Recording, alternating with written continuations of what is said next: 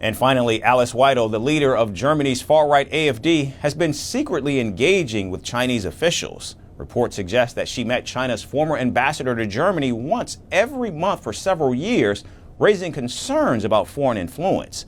Weidel's deep connections to China, including her years living and working there, fuel the speculation. And with the election around the corner and the AfD gaining ground in national polls, the implications are increasingly serious.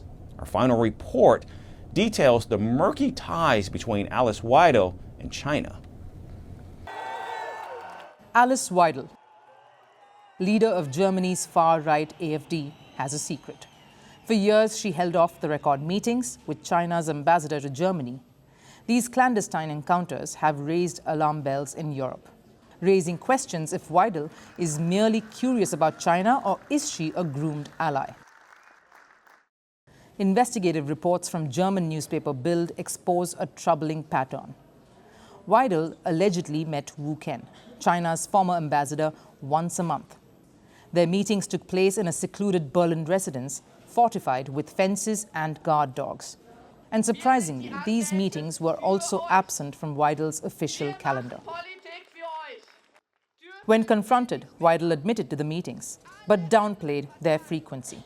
She claimed they happened maybe once in 9 months.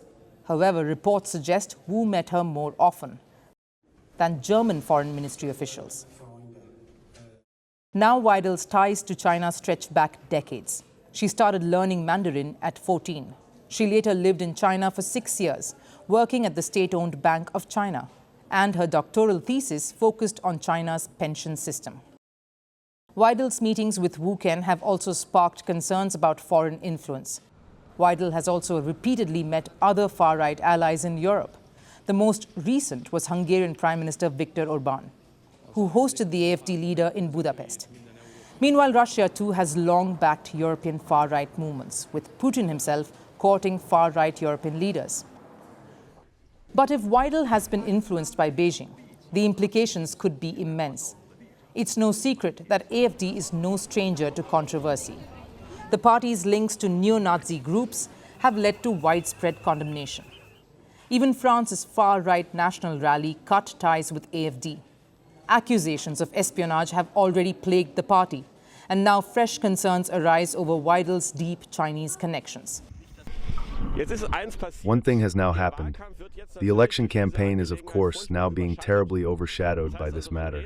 This means that, unfortunately, people are now talking about China instead of Europe. What matters now is that we refocus the election campaign on European issues and move away from this ultimately very unpleasant matter.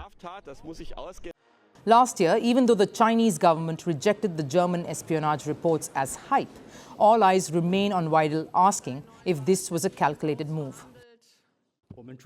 We would like to emphasize that China has always adhered to the principle of mutual respect and non-interference in each other's internal affairs to cooperate with other countries in the world, including Europe. We also abide by laws and regulations to promote mutually beneficial cooperation with relevant parties. We hope that the relevant personnel of the German side will abandon the Cold War mentality and stop using the so-called espionage risk to engage in anti-China political manipulation. Weidel is a paradox. She leads an anti-immigrant nationalist party, but has a Sri Lankan-born partner. She speaks fluent Mandarin, yet champions German sovereignty. She presents herself as polished and intellectual, but tolerates extremists in her ranks. Her presence does give AfD a veneer of legitimacy. But who benefits from this image? Are Weidel's policies truly her own? Or is she advancing an agenda crafted elsewhere? One thing is certain, Weidel's story isn't over. But who is writing the next chapter? We're calling the show Vantage. We hope you like what we've put together for you. Touted as the minimum defense from that video.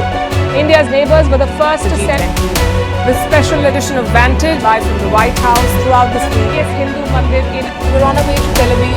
Measure, but it's also the perfect way to drive I don't think that Prime Minister of Bhutan, Sherin Tagwe. Welcome to 60% of the world's office, Prime Minister Modi. Divyan, we were actually. How are you doing? How do you like? It's been 1 year since that meeting. Iron bars separate you from the outside. Out the vote effort. Trump had, it says, and at $4.3 trillion, 4.3 300 billion by 2030. That's what we need to tackle climate change.